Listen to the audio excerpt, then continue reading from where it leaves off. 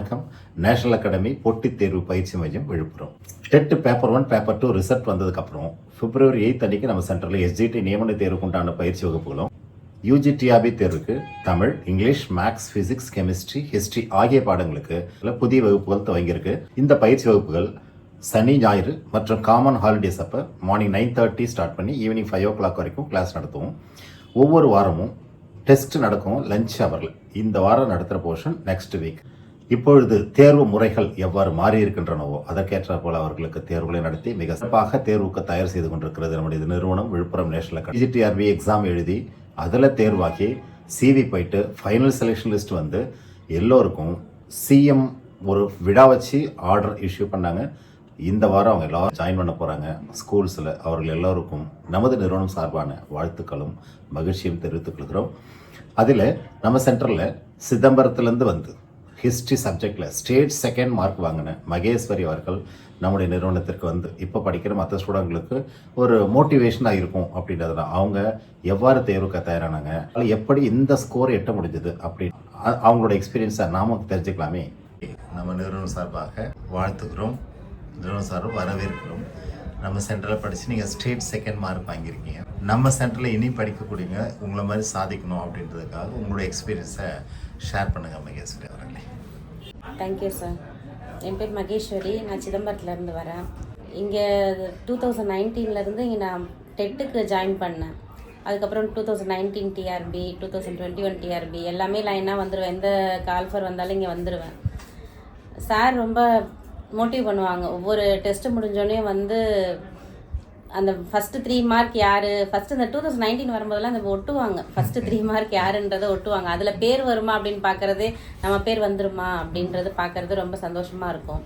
அது first 3 mark வந்து அவங்கள கூப்பிட்டு ப்ரைஸ் பண்ணுவாங்க. அது அந்த கிளாப்ஸ் வாங்குறது ரொம்ப சந்தோஷமாக இருக்கும். அடுத்து அது ஒரு நமக்கு அது வாங்கி பார்த்தா தான் தெரியும். அடுத்த வாட்டி நம்ம தான் வாங்கணும். அது வாங்கலை அப்படின்னும்போது நமக்கு மனசுக்கு ரொம்ப கஷ்டமாக இருக்கும். ஏன் நம்ம இந்த வாட்டி இதில் வரல, அந்த டாப் 3ல் வந்தால் தான் அந்த கிளாப்ஸ் கிடைக்கும் அப்படின்றது, அது ஒரு சந்தோஷம் நமக்கு வேணும் அப்படின்னு மனசு கேட்கும். அப்புறம் சார் சொல்லுவாங்க அடிக்கடி, நம்ம மட்டும்தான் படிக்கணும், நம்ம தான் படிக்கணும், நம்ம மட்டும்தான் படிக்கணும், நம்ம தான் பாஸ் ஆகணும், நம்ம தான் ஸ்டேட் ஃபஸ்ட்டு எடுக்கணும் அப்படின்னு அடிக்கடி சொல்லுவாங்க. இது ரொம்ப ஹெல்ப்ஃபுல்லாக இருந்தது. அது மட்டும் இல்லாமல் அந்த 4 மணிக்கு காலையில் எழுந்திரிச்சு படிக்கணும் அப்படின்றது சார் தான் சொல்லணும். அது 4 மணிக்கு காலையில் எழுந்திரிச்சு படிக்கும்போது அந்த மைண்ட் எவ்வளோ ஃப்ரீயாக இருக்கும். அது மாதிரி 11 மணி வரைக்கும் நைட்டில் படிக்கணும் அப்படின்றதெல்லாம் சார்கிட்ட சின்ன சின்ன விஷயங்கள்லாம் கற்றுக்கிட்டது. அது மட்டும் இல்லாமல் இங்கே ரொம்ப அனுபவம் வாய்ந்த டீச்சர்ஸ் இருக்காங்க. இப்படிலாம் டீச்சர்ஸ் இருக்காங்கன்னு நம்ம இங்கே வந்து பார்த்து தெரிஞ்சது. ஏன்னா கவர்மெண்ட் ஸ்கூலில் படிச்சிருக்கேன். அப்படி இருக்கக்குள்ளே இங்கே வந்து இந்த டீச்சர்ஸ்லாம் பார்க்கும்போது ஹரிராமன் சார் ஆகட்டும், வேலு சாராக இருக்கட்டும், அவங்க அந்த டீச்சிங் மெத்தடை பார்க்கும்போதே இவ்வளோ நாலேஜபிளாக இருக்காங்களா அப்படின்னும்போது அப்போ தான் எனக்கே தெரியும் டீச்சர்ஸ் இப்படி இருக்காங்க அப்படின்ற ஒரு விஷயமே அப்படி தான் தெரிஞ்சுது. அது சின்ன விஷயங்கள்லாம் அவங்கக்கிட்ட இருந்து கற்றுக்கிட்டேன். ஒரு கொஷின் எப்படி அப்ரோச் பண்ணுறோம். இப்போ ஹிஸ்ட்ரி அப்படின்னா எல்லாருக்குமே தெரியும் ஹிஸ்ட்ரியை பற்றி.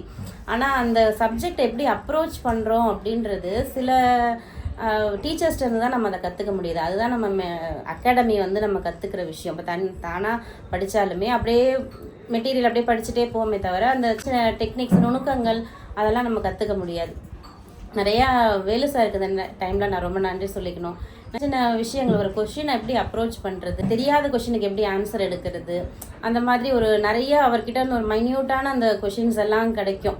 3 டிஆர்பிலையுமே நான் பார்த்துருக்கேன். ஒவ்வொரு டிஆர்பியில் சார் இந்த கிளாஸில் சொல்லுவாங்க, இந்த கொஷின் இது இம்பார்ட்டன்ட் அப்படின்னா அவர் ஒரு 10 கொஷின் சொன்னால் அதில் ஒரு கொஷினாவது கண்டிப்பாக அதில் நமக்கு எக்ஸாமில் அதில் வந்துடும். அந்த மாதிரி, ஏன்னா அந்த மாதிரி கொஷின்ஸ் தான் நமக்கு ஸ்டேட் லெவலில் கொண்டு போகுதுன்னு நான் நினைக்கிறேன். அது ரொம்ப அது ஹெல்ப்ஃபுல்லாக இருந்தது. அது மட்டும் இல்லாமல் படிக்கிற நேரத்தை நம்ம வந்து நான் என்னோடய ஸ்டடி பிளான் சொல்லணும் அப்படின்னா ஒரு நாளைக்கு குறைஞ்சது ஒரு 8 மணி நேரத்துலேருந்து 9 மணி நேரம் வரையும் படிப்பேன். அது கால்ஃபர் வந்ததுக்கப்புறம் ஒரு 12 மணி நேரமாக அதை மாற்றிக்கிட்டேன். நைட்டு ஒரு மணி வரைக்கும் படிப்பேன். அதுக்கப்புறம் காலையில் திரும்ப ஒரு 4 மணிக்கு எழுந்துருவேன். அந்த மாதிரி போயிட்டே இருந்தது. இந்த மாதிரி சில டெஸ்ட்டு நிறைய பார்ப்பேன். அதில் நம்ம மார்க் எங்கே இருக்கும் அப்படின்னு அதை தெரிஞ்சுக்கிறதுக்கு விரும்புவேன். ஒரு 100 பேர் கூட எழுதும்போது தான் நம்ம எந்த இடத்துல இருக்கோம் அப்போது அப்படின்னு நம்மளோட கெப்பாசிட்டி தெரியணும் அப்படின்றதுக்காகவே அந்த டெஸ்ட்டு போட்டு பார்க்கறதுல அது ரொம்ப ஹெல்ப்ஃபுல்லாகவும் இருந்துச்சு டெஸ்ட்டு எழுதுனது. அது மட்டும் இல்லாமல் படிக்கிறது வந்து புரிஞ்சு படிச்சுக்குவேன், மனப்பாடம் பண்ண மாட்டேன். அப்படியே படிச்சுட்டே போகாமல் ஃபஸ்ட்லேருந்து லாஸ்ட் வரைக்கும் அப்படியே அந்த கண்டினியூட்டி இருக்கணும்னு நினைப்பேன். இப்போ ஹிஸ்ட்ரினா சிந்து சமவெளி நாகரிகத்திலேருந்து கடைசியாக இண்டிபெண்டன்ஸ்க்கு அப்புறம் அடுத்தடுத்து என்ன அப்படின்றத தெரிஞ்சுக்கிட்டாலே ஹிஸ்ட்ரியை பொறுத்த அளவுக்கு நம்ம அது ஓரளவுக்கு ஒரு 90% கிட்ட அதில் கொண்டு வந்துடலாம். அந்த சீக்வன்ஸ் அந்த கரெக்டாக அந்த ஆர்டர் தெரியல அப்படின்னும் போது தான் நம்ம எங்கேயோ லேக் ஆகுறோம். இதுதான் நான் ஃபாலோ பண்ணது. ரொம்ப தேங்க்யூ நம்ம சார். நிறுவனம் நேஷனல் அகாடமியில் நடத்தின டீச்சர்ஸ்களுடைய கைட்லைன்ஸ் எந்த அளவுக்கு உங்களுக்கு கைடன்ஸ் ரொம்ப யூஸ்ஃபுல்லாக இருந்தது சார். அது குறிப்பாக சொல்லணும், அதான் வேலு சார் சொல்லியிருக்கேன். அப்புறம் ஹரிராமன் சார் நேரம் ஏதோ சரியில்லையோ ஒன்றோ தெரில உனக்கு இப்படி இப்படி போகுது, நல்லா படிச்சுட்டே இரு அப்படின்னு சொல்லுவாங்க. டெஸ்ட் எழுதி பார்த்துக்கிட்டே இரு அப்படின்னு சொல்லிகிட்டே இருப்பாங்க. அந்த கொஷின்ஸ் எல்லாம் நம் தனியாக படித்தாலும் அது எடுக்க முடியாது. அந்த இம்பார்ட்டன்ட் கொஷின்ஸ் எல்லாம் இப்போ எடுத்து கொடுக்குறாங்களே, அதில் எக்ஸாம் டைமில் ரொம்ப யூஸ்ஃபுல்லாக இருந்தது எனக்கு. புஷ்பா மேடம் அவங்களோட ஃபஸ்ட் யூனிட்டு அவங்க எனக்கு எடுத்தது ஃபஸ்ட் யூனிட்டு. அந்த ஃபஸ்ட் யூனிட்டில் அவங்க ரொம்ப நல்லா எடுத்து கொடுத்துருந்தாங்க. அவங்க மோஸ்ட்டாக அந்த ஒரு 2021லேயுமே 11 கொஷின் எடுத்திருந்தாங்கன்னா ஒரு 10 கொஷின் வரைக்குமே அதில் அடிச்சிருந்தேன். அது ஃபேமிலி மெம்பர்ஸ்லாம் இந்த ரிசல்ட் பார்த்து சந்தோஷப்பட்டாங்க. 2 வாட்டியும் வரல அப்படின்னும் போது இந்த வாட்டி வந்துருவேனா அப்படின்னு தான் இருந்தாங்க. ஸ்டேட் லெவலில் வருவேன்ட்டு யாருமே எதிர்பார்க்கல. இருந்தாலும் நானே வந்து ஒரு 30 ரேங்க்குள்ளே வருவேன் அப்படின்னு நினச்சேன். இந்த இது வந்தது எனக்குமே கொஞ்சம் சந்தோஷம்தான். அதுவும் எங்கள் அப்பாவுக்கு ரொம்ப நன்றி சொல்லணும். முதல் தலைமுறை பட்டதாரி அப்படின்றதுனால பையனையே படிக்க வைக்க மாட்டாங்க 9th அப்புறம். அதுக்கப்புறம் அதில் வந்து ஏதோ என்னை படிக்க வச்சாங்க. அதுக்கு அவங்களுக்கு ஏதோ ஒரு நல்ல பேர் எடுத்து கொடுத்துருக்கேன்னு நினைக்கிறேன். அப்புறம் என்னோடய ஹஸ்பண்டுக்கும் அவங்க தான் படிக்க வச்சது, பிஎட் படிக்க வச்சதே அவங்க தான். அவங்களுக்கு எங்கள் ஃபேமிலி மெம்பர்ஸ் என் பொண்ணு பாப்பா வந்து ரொம்ப சப்போர்ட் எனக்கு. ஏன்னா அவள் 9th படிக்கிறா. 3rd ஸ்டாண்டர்ட் படிக்கும் போதுலேருந்து நான் படிக்க ஆரம்பிக்கிறேன். அந்த 6 வருஷம் என்னோடய ஜேர்னி.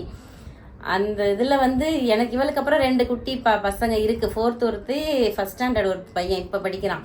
அந்த பசங்களெல்லாம் பார்த்துக்கிட்டது தான். நான் இங்கே வந்துடுவேன், இவள்கிட்ட தான் விட்டுட்டு வந்துடுறேன், நித்தி பார்த்துக்கோன்ட்டு. அவளோட சப்போர்ட் தான் எனக்கு ரொம்ப இதுவாக இருந்தது. வேறு பெரியவங்க வீட்டில் இருந்து சப்போர்ட் பண்ணுறது இந்த பொண்ணு சப்போர்ட் பண்ணி ரொம்ப ஹெல்ப் பண்ணியிருக்கா. அதெல்லாம் மறக்க முடியாத விஷயம். இப்போது இந்த எல்லாம் கடைசியாக இந்த மாதிரி ஒரு சந்தோஷமாக முடிஞ்சிருக்கிறதுல ரொம்ப சந்தோஷம். அது வேலு சாருக்கு நான் ரொம்ப தேங்க் பண்ணிக்கிறேன். நன்றிம்மா. Thank you sir. தேங்க்யூ. எங்களது நிறுவனம் சார்ந்த நெஞ்சார்ந்த வாழ்த்துக்களையும் மகிழ்ச்சியும் தெரிவித்துக் கொள்கிறேன்.